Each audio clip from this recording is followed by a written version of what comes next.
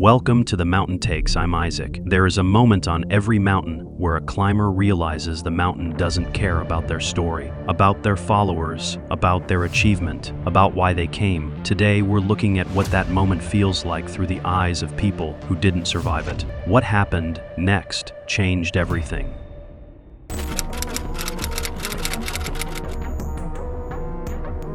Three years later, on October 8, 2022, Amanda Westbrook was sitting in the Kilimanjaro base camp mess tent in Tanzania, unhappy with the menu. She was 38, an Instagram influencer with 847,000 followers, a personal brand built around wellness and self-improvement, and a climbing portfolio that consisted entirely of social media posts from other people's expeditions. This was her first real climb. She'd hired a premium operator, paid $8,500 for a private guide arrangement, and brought enough camera equipment to document everything in 4K. Her guide, a Tanzanian climber named David Mwangi, with 12 seasons on Kilimanjaro, had advised the standard acclimatization route: 5 days on the mountain, sleeping at progressively higher altitudes, ascending slowly to allow her body to adjust to the reduced oxygen. Amanda had other plans. She'd read on a wellness blog that Kilimanjaro was beginner-friendly and that normal fitness was sufficient. She asked David if they could do it in 4 days instead. David said no. Amanda said she'd read that other operators offered that option. David said those operators had higher death rates. Amanda asked if David worked on commission based on summits. David, who'd been guiding for 12 years, said no, and that she was misunderstanding how mountains work. On day 2, at Harambo Hut, 12,100 feet, Amanda was experiencing what she described as heaviness in my legs. Her oxygen saturation was 89%, which is normal for her altitude. David recommended rest. Amanda wanted to push forward. She'd paid money for a summit, and she wanted to own it. She'd used that exact phrase. David documented in his climbing log that he'd advised rest and gradual acclimatization. Amanda had refused. By day 3, at Kibo Camp, 15,240 feet, Amanda was experiencing a headache she described as the worst of my life. Her oxygen saturation was 81%. David tested her again at 4 p.m. and found it had dropped to 78%. He proposed they descend immediately, explaining that her symptoms were consistent with altitude. Pulmonary edema fluid was likely building in her lungs. Amanda said the pain was probably just altitude and that she'd pushed through because she'd come too far. She'd already posted 3 Instagram stories about being on Kilimanjaro. Backing down now would look weak to her community. At 11:43 p.m. that night, Amanda woke up gasping. Her breathing was rapid, 48 breaths per minute. She was coughing up pink, frothy sputum. David immediately began descending with her, using supplemental oxygen, but she was deteriorating rapidly. At 12:47 a.m. on October 10th, at 14,980 feet near Stella Point, Amanda Westbrook collapsed. David performed CPR for 18 minutes. Her oxygen saturation never rose above 42%. She was pronounced dead at 1:05 a.m. The investigation showed acute high-altitude pulmonary edema with hemorrhagic component. Her lungs were filled with fluid. The cause was unambiguous. She'd ignored every warning sign, refused descent when it would have saved her life, and pushed upward against medical advice because she believed her will and her wallet trumped the physics of altitude and oxygen. Her family sued the operator. David Mwangi left guiding. In interviews after, he said something that echoes in the climbing community. The mountain doesn't negotiate. It doesn't know how many followers you have. It only knows whether you can breathe. 2 women who had everything except the one thing that mattered, the humility to listen. Sarah Chen and Amanda Westbrook both died at altitude because they believed their determination, their resources, their refusal to accept limits would override the simple biology of a human body at 17,000 feet. The mountain doesn't care about your credentials. It doesn't care about your net worth or your Instagram following. It cares about one thing: whether you're willing to descend when it tells you to. Both of these women weren't, and the cost of that decision extended far beyond their own deaths. It cost Pemba Dorje and David Mwangi pieces of themselves they never got back. It cost their families the people they loved. And it cost the mountains 2 more names added to the list of people who thought they were the exception. I'm Isaac, and this is what the mountain keeps.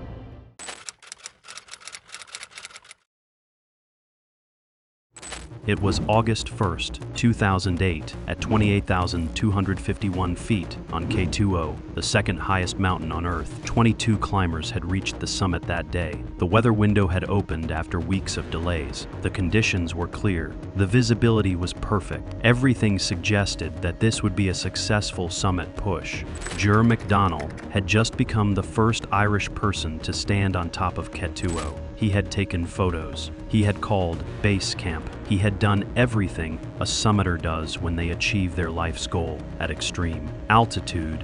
And then the descent began. At 37 years old, Ger McDonnell was no stranger to mountains. Born on January 20th, 1971, in Kilcornan, County Limerick, Ireland, he had grown up with dreams of mountains, but had taken an unconventional path to achieve them. He studied electronic engineering at Dublin City University and became a software engineer, building a career in the United States that took him to Alaska. In Anchorage, he worked for an oil company, writing software, managing systems, solving technical problems, but every moment outside of work, he was climbing. He had summited Mount Denali multiple times. He had helped other climbers on those peaks when they were struggling. He had become known in the Anchorage climbing community, not just for his skill, but for his character. He was described as a philosopher, a storyteller, a man who played the bodhran, the Irish drum in local bands. He was the kind of person people liked. In 2003, at age 32, Ger had become the fourth Irish person to summit Mount Everest. He had stood on the highest mountain on Earth and had come back down alive.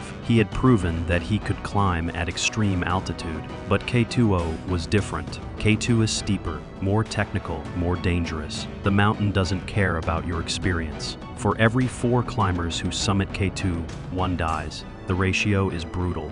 In 2006, Ger had attempted K2O and had been struck by rockfall, hit by a stone that knocked him unconscious. He had been airlifted to a hospital in Pakistan. He had lived, but the mountain had rejected him. For 2 years, he had lived with that rejection. He had trained harder. He had prepared more thoroughly. He had come back in 2008 to finish what he had started. The 2008 K2 expedition was Dutch-led, organized by Norrit, with multiple international teams joining the attempt. Ger was part of this expedition, along with other experienced climbers. They had spent 8 weeks at altitude, acclimatizing, preparing, waiting for the weather window to open. By August 1st, the patience had paid off. The window had opened. The summit push was on. 22 climbers from different expeditions decided to climb together, pooling their resources, sharing ropes, moving as a coordinated effort through the most dangerous section of K2, the bottleneck. The bottleneck is a narrow gully at approximately 8,200 meters where climbers must pass beneath hanging seracs, massive blocks of glacier ice suspended above the route. It is the most dangerous part of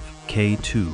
It is where most deaths occur. It is where climbers move as fast as possible, hoping that the ice doesn't fall while they're underneath it. The safe time to pass through the bottleneck is before dawn, when temperatures are coldest and the ice is most stable. But on August 1st, because of delays, equipment issues, guide coordination problems, traffic on the fixed ropes, the climbers were passing through the bottleneck during daylight hours. They were moving through the most dangerous section. During the most dangerous time, Ger summited around midday on August 1st. He had reached his goal. He had become the first Irish person to stand on K2O's summit. He had taken his photos. He had sent his messages, and then he had begun to descend. The descent was where the mountain would collect its price. By late afternoon, as climbers were moving through the bottleneck on their way down, a serac broke loose. The massive block of hanging ice, possibly thousands of tons, fractured at its base. It fell. It exploded into fragments when it hit the mountain.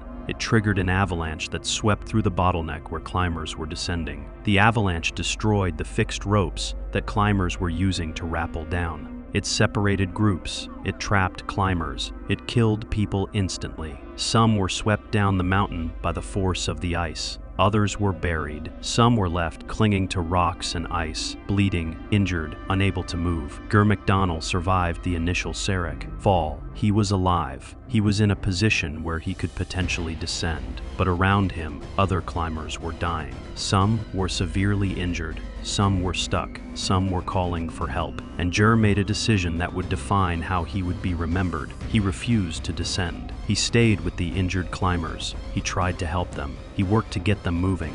He used his skills as an engineer, as a problem solver, to figure out how to move people who couldn't move themselves. He was a storyteller, a philosopher, but in that moment, he was also a man who wouldn't abandon other people. The hours that followed are described differently by different survivors. Radio communication was sporadic. The confusion was complete. Some climbers could see what was happening. Others were trapped in clouds. Some had lost their ropes and were clinging to anything they could find. Fredrik Strang, a Swedish climber, reported carrying down both living and dead people. He said more than 9 climbers were dead. Wilco van Ruwijgen, the expedition leader of the Norrit team, would later airlifted to a military hospital in Pakistan. He would survive, but he would spend the rest of his life asking what could have been done differently. Jer McDonnell was not among the survivors. His body was never recovered from K2O. He remains on the mountain at the place where he made his choice to help.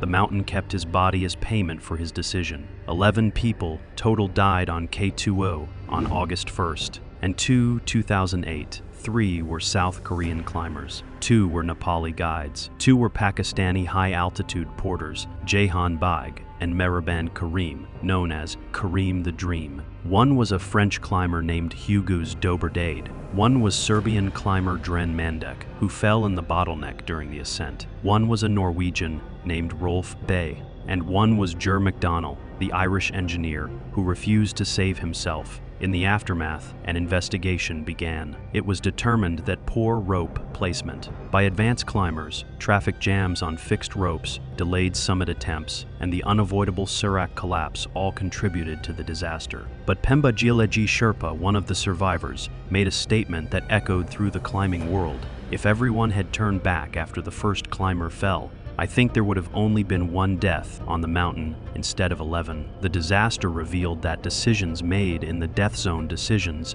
made by people with critically low oxygen, by brains literally dying from lack of air, were often made poorly. But Jer McDonnell's decision was different. His decision was made with clarity. His decision was to stay. Back in Ireland, a memorial mass was held in Kilcornan on August 17, 2008. Thousands of mourners attended. Irish President Mary Magalhaes paid tribute to him. The climbing community mourned. His family, his partner Annie Starkey, and his relatives initiated the Gerard McDonnell Memorial Fund to assist the children of Pakistani and Nepalese climbers who died on K2 inches, August 2008. His memory wasn't just preserved in tragedy, it was preserved in action that helped others. In 2012, a biography was published, The Time Has Come, Jer McDonnell minus his life and his death on K2, by Damien O'Brien. In 2013, a documentary film called The Summit, directed by Nick Ryan, premiered at the Tribeca Film Festival. It told the story of that day through survivor interviews and archival footage. Jer McDonnell became the face of the 2008 K2 disaster, not because he died, but because of what he chose to do while dying. This is what the mountain keeps. Not bodies, not summits, not achievements. It keeps the memory of the people who chose other climbers' lives over their own. Jer McDonnell summited K2 as the first Irishman ever to do so. He died on K2O because he wouldn't leave injured climbers behind. His body remains on the Savage Mountain at 28,251 feet, preserved in ice, a permanent memorial to a man who understood that some things matter more than survival. I am Isaac from the Mountain Takes. If you've ever faced a choice between saving yourself and helping others, if you've ever wondered what you would do at your limit, subscribe, because there are more stories of mountains that don't just test your body, they test your character. And sometimes, the people who fail the mountain are the ones who matter most. I'll see you on the next descent.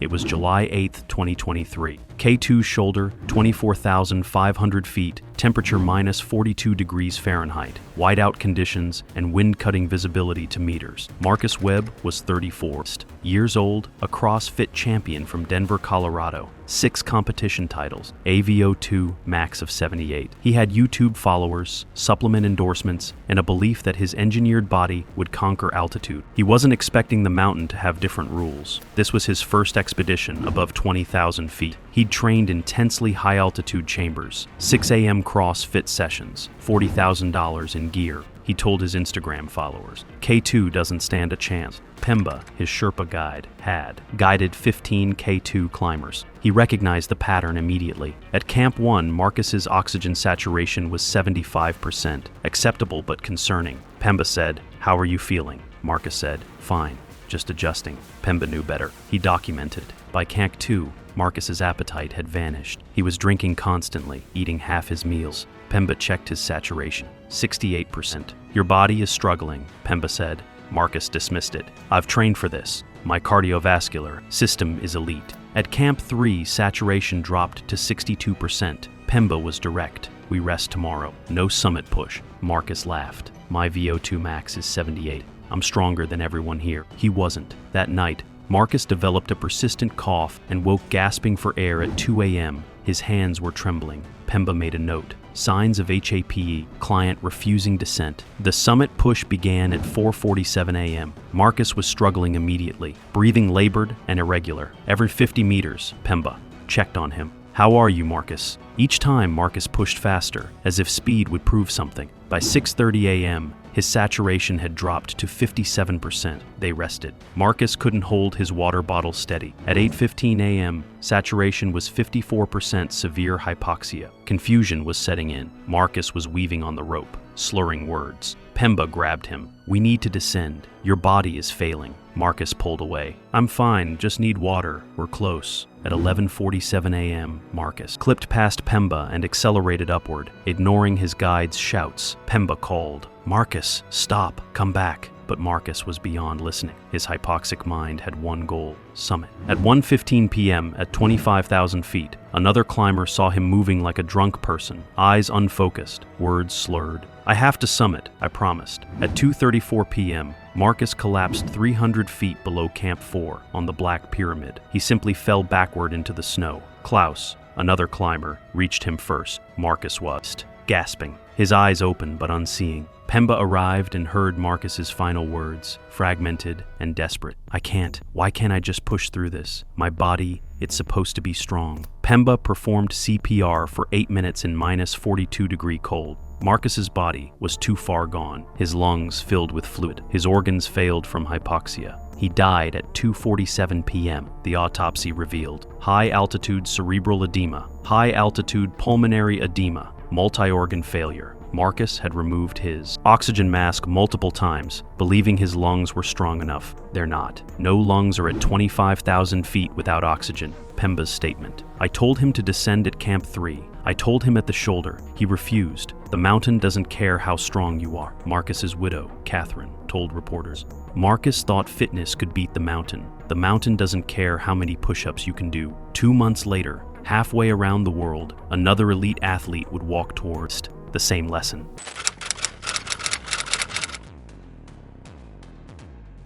It was early morning on June 2nd, 2025, somewhere around 12,000 feet on Denali's West Buttress route. Alex Chu was ascending towards Squirrel Point, a location known for its exposure and danger. He was unroped. His 2 expedition partners were with him, but none of them were connected by safety lines to each other or to the mountain. They were moving carefully through terrain that looks deceptively manageable but kills people. Regularly an exposed rocky face covered in glacial ice. Peter's Glacier stretched below them 3,000 feet straight down. One mistake would be fatal. Alex slipped. The ice beneath him shifted. Maybe his foot lost purchase. Maybe a small rock turned under his weight. Maybe the ice was thinner than it appeared. The exact cause didn't matter. What mattered was that gravity took over. He fell. He tumbled down the 3,000-foot face of Peter's Glacier, falling through the air and bouncing off ice and rock, visible to his two partners for only the first few seconds before he disappeared from sight. His partners immediately lowered themselves over the edge as far as they could. They called his name.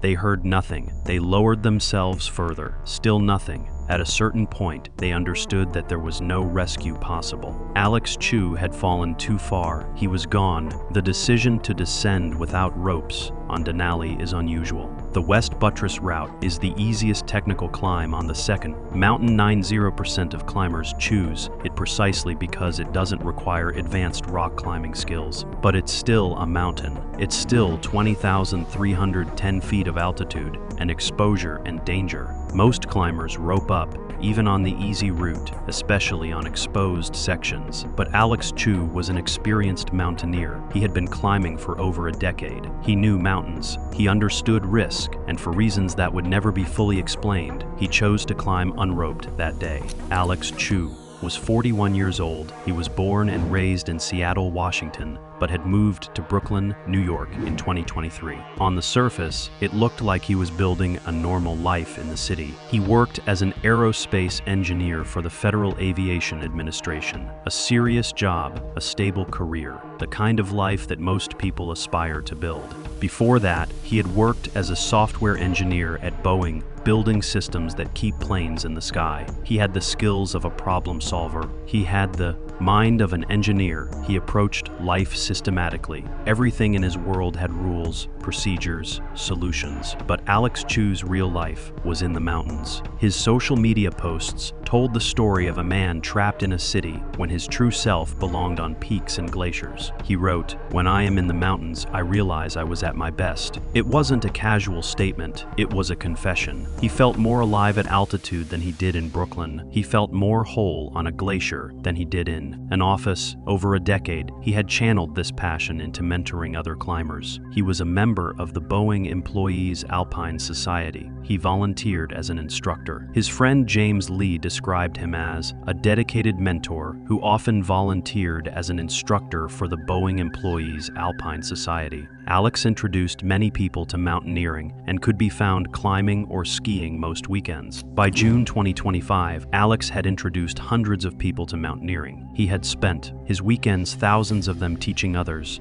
how to climb, how to read mountains, how to move safely at altitude. He had been the person who showed people what was possible in the mountains. He had changed lives by introducing them to climbing. And then he came back to Denali, the mountain that represented everything he loved about climbing. He came back because his return to true self required it. He came back unroped. The two expedition partners who witnessed his fall immediately descended the West Buttress route toward Camp 1, located at approximately 7,800 feet. They descended in shock, processing what they had just seen. They knew Alex was an experienced mountaineer. They knew he had made the decision to climb unroped deliberately, but they also knew that experience doesn't protect you on mountains. Skill doesn't protect you. Decades of climbing doesn't protect you. Sometimes mountains just take people. They reached Camp 1 and reported the accident. The National Park Service was notified, a search was initiated, but the mountain had other plans. High winds moved in. Snow began to fall. Visibility dropped to near zero. The weather became so severe that rescue helicopters couldn't fly. Ground search teams couldn't access the area. For a full day, the mountain kept Alex Chu to itself. For a full day, his body lay on the ice, 3,000 feet below Squirrel Point, while the mountain raged around it. On June 4th, 2025, the weather cleared enough for a helicopter search. 2 mountaineering rangers from Denali National Park departed Talkeetna, Alaska, in a helicopter. They flew toward the location of the fall. They searched the Peters Glacier face. They spotted a body on the ice approximately 6,200 feet below the summit. It was Alex Chu. The rangers descended, recovered his body, and transported him back to Talkeetna. His remains were transferred to the Alaska State Medical Examiner's office. The official cause of death was determined to be the 3,000-foot fall and injuries sustained from the impact. There would be no mystery. There would be no controversy. An experienced mountaineer had made the choice to climb unroped. The mountain had made the choice to take him. The mechanics of death were simple gravity, impact incompatibility of human body with 3,000-foot drop. What made Alex choose death notable was not how he died, but who he was. Here was a man who had dedicated over a decade to teaching others how to climb safely. Here was a man who had mentored hundreds of people. Here was a man who understood mountains deeply enough to instruct others. And he died not from lack of experience, not from ignorance, not from youth and overconfidence. He died from a choice, a deliberate choice to climb without protection on exposed terrain at altitude. Why did he make that choice? Some have speculated that experience made him confident. Some have suggested that his decade of climbing had convinced him that he understood Denali completely. Some have implied that his love for the mountain made him careless, but nobody really knows. Alex Chu never left a note. He never explained his reasoning. He simply chose to climb unroped, and the mountain took him. The Boeing Employees Alpine Society, where Alex had mentored so many climbers, issued a statement mourning the loss of one of their own. His family in Seattle mourned. His colleagues at the FAA mourned. The climbing community mourned. Hundreds of people who had learned to climb because of Alex Chu's mentoring suddenly understood that their mentor was gone and that he had died doing the thing he loved most. The West Buttress route continues to be climbed by hundreds of mountaineers every season. Around 500 were on the mountain the day Alex died. The route continues to be the most popular climb on Denali, used by 90% of climbers attempting the mountain. But the mountain continues to kill. 15 climbers have died on the West Buttress since 1980. And in 2010, just near where Alex fell, an unroped French mountaineer died in a similar fall. His body has never been recovered. It remains on Peters Glacier, preserved in ice, a permanent warning about the cost of mountains. Alex Chu's body was recovered and returned to his family. He received a proper burial, but in a way, part of him remained on Denali, not his body, but his legacy. The hundreds of people he had taught to climb continue to climb. The people he had mentored continue to mentor others. His influence spreads through the climbing community even though he is gone. He taught people to love mountains, and mountains in the end took him. I'm Isaac from The Mountain Takes. If you've ever felt more alive doing something dangerous than doing anything safe, if you've ever known that your true self belongs somewhere that might kill you, subscribe, because there are more stories of mountains that don't distinguish between the experienced and the novice, between the mentor and the student, between those who have summited 1,000 times and those who climb for the first time. The mountain takes equally. I'll see you on the next descent.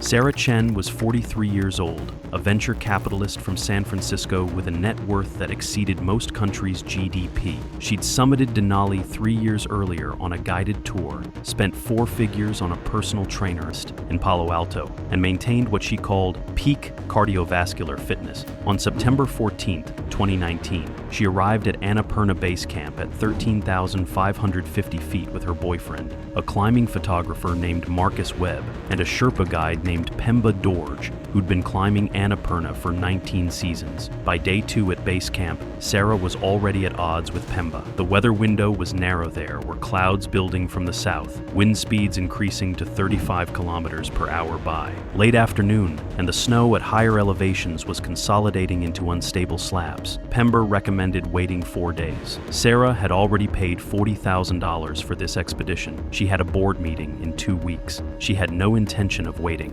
Pemba warned her 3 times. First, at 14,000 feet, where her breathing rate was already elevated at 60 breaths per minute, her oxygen saturation at 87%. He suggested descending. Sarah said she felt fine. Second warning, Kate, at 16,200 feet, Camp 2, where the wind was gusting to 45 kilometers per hour and the temperature had dropped to minus 27 Celsius. Sarah's lips were blue. Her fingers were numb. Pemba documented in his logbook that he'd advised immediate descent. Sarah refused. She said the pain was part of the experience. Marcus, who'd been filming her arrival at camp, looked at Pemba with something like apology in his eyes. The third warning came at 17,850 feet. It was 2:47 p.m. on September 16th. Sarah had been climbing for 14 hours on this push. Her oxygen saturation was now 74%. Her speech was slurring. Pemba took her hand and told her, in Nepali and broken English, that they needed to go down now. Sarah pulled her hand away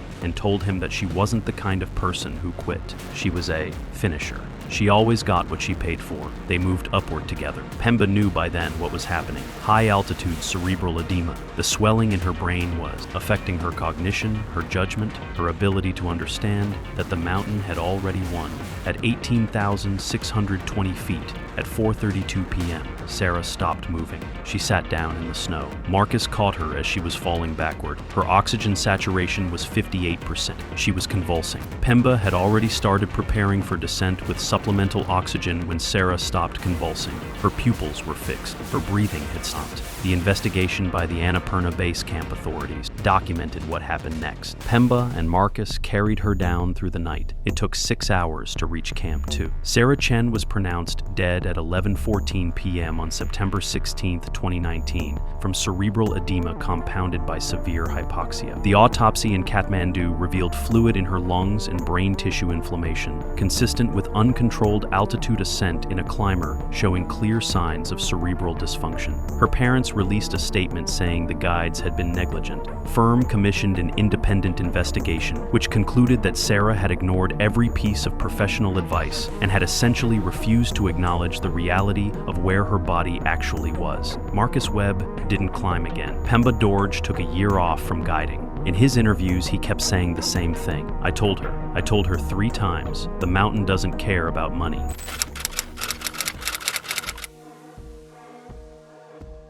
It was October 12, 2022. Annapurna 1 between Camp 3 and Summit Ridge, 25,600 feet. Temperature minus 35 degrees Fahrenheit. Clear morning deteriorating into clouds by afternoon. David Kruger was 41 years old, a professional bodybuilder from San Jose, California. Mr. Olympia competitor. 285 pounds of engineered muscle. Supplement company owner. His flaw was simple. He believed his engineered body made him immune to the mountain's rules. His guide, Karma, had summited Annapurna twice. Karma told him during planning, the mountain doesn't care about muscles. Altitude affects everyone equally. David smiled. I'm not everyone. At base camp, at 13,500 feet, David was already struggling. Headache, nausea, shortness of breath, oxygen saturation, 82%. Karma recommended slower acclimatization. Spend an extra week, Karma said. David refused. I don't need extra time. I came here to summit. At Camp 1, his massive body became a liability.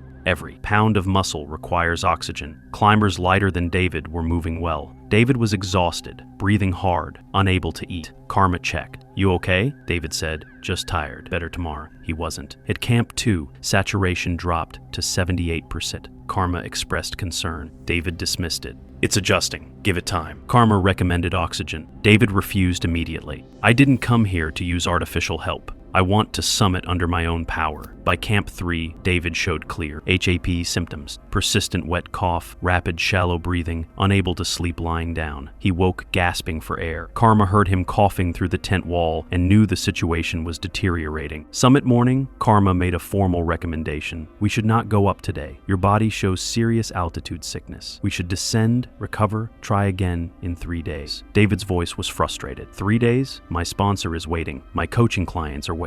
I trained for 14 months to turn back at Camp 3, Karma said quietly. I have guided 43 climbers on Annapurna. 12 died. The ones who ignored their guide's warnings are mostly in that 12. They began at 5:30 a.m. David was struggling before they left camp. His massive legs, which could squat 700 pounds, were struggling to move forward in thin air. Karma checked frequently. How are you feeling, David? Okay, be honest. I'm struggling, but I can continue. At 8:15 a.m., saturation was 71%. descent. His cough intensified, wheezing with each exhale fluid in the lungs. Karma offered oxygen. "Use this, David, please." David refused. "No, I can do this. I'm stronger than this." At 10 a.m., at 24,800 feet, saturation was 68%. His movements were clumsy. He was stumbling, confused about the route, though only one exists. "Are we going the right way?" Karma said. "Yes, stay with me." But David's brain, starved of oxygen, couldn't process spatial information. His cough was constant. His face flushed, despite minus 35 degrees. Sweat soaked his shirt. 2 hours from summit, Karma made final recommendation. "David, we must descend now. You are very sick. Your body is failing. We risk death." David's words were slurred, eyes unfocused. "I'm fine," he said. Clearly not. At 12:47 p.m., David asked Karma the same question for the 4th time. "How much longer to summit?" Repetitive questioning meant cerebral hypoxia. His brain couldn't form new memories. Karma's concern turned to fear. "You are not thinking clearly. We descend now." David refused. "I'm going to summit." At 1:15 p.m., David separated from Karma and moved upward alone. Karma called for him to return. He didn't. At 2:10 p.m., climber Sophie, descending, saw David moving erratically. He was confused, very confused, zombie-like. "I offered oxygen. He refused. He said, 'No, I'm strong, I'm strong.' But he was clearly very weak." At 2:45 p.m., Karma radioed base camp. "Climber in severe distress. Altitude, sickness critical. Rescue needed immediately." But helicopter rescue at 25,400 feet is impossible. Climbers cannot descend fast from that altitude. The rescue team knew if David didn't descend on his own power, he would die on the mountain. At 3:20 p.m., Karma reached David. David had stopped moving, sitting down in snow, back against his pack, eyes open but staring at nothing. Karma checked saturation, 48%. Critical failure imminent. Karma radioed. Climber not responding to voice. Oxygen, saturation 48%. Preparing emergency descent. They began descent at 3:45 p.m. David semi-conscious, walking but not understanding, repeating, "I'm strong, I'm strong." At 4:15 p.m., David collapsed completely. His legs gave out. Karma laid him down, pulse weak and irregular, breathing shallow, skin cold and clammy, pupils dilated. They carried David to emergency shelter at 25,150 feet. Weather deteriorated. Wind increased. Helicopter rescue became impossible. Overnight descent in whiteout was too dangerous. They were stuck. At 7:30 p.m., David's condition deteriorated further. Breathing became irregular. Saturation dropped to 44%. Respiratory failure imminent. Karma and Sophie tried to give oxygen. David's lungs so filled with fluid the oxygen couldn't process. At 8:15 p.m., David's breathing stopped. His heart continued 1 minute. Then it too stopped. David Kruger died at 8:16 p.m. on October 12, 2022, at 25,150 feet. His final words, "Mom, I tried so hard." The autopsy revealed pulmonary edema, lungs filled completely with fluid, drowning him from inside. Combined with cerebral edema and complete hypoxia, organs failed simultaneously. Cause: multi-system organ failure. Critical finding: David had been offered oxygen 6 times. He refused 6 times. His final refusal came at 7:10 p.m., just over an hour before death. Karma's statement: "I have guided 18 years on this mountain. Strength means nothing. Humility means everything." David had physical strength. He had no respect for the mountain. The mountain demands respect, not muscles. David's training partner, Mark. David was the most dedicated athlete I knew, but gym dedication is different from mountain survival. He couldn't separate them. The mountain separated them permanently. His mother, Linda. "My son believed his body could do anything, but perfection doesn't matter at 25,000 feet. Listening matters. Humility matters. Accepting help matters." David was too proud. The mountain doesn't forgive pride. Every year, elite athletes arrive at these mountains with similar beliefs. Every year, some don't leave. The mountain takes no prisoners, regardless of strength or competition titles. If you faced your own mountain, let me know. Subscribe for more stories of mountains that can't be outtrained. I'm Isaac, and I'll see you on the next ascent.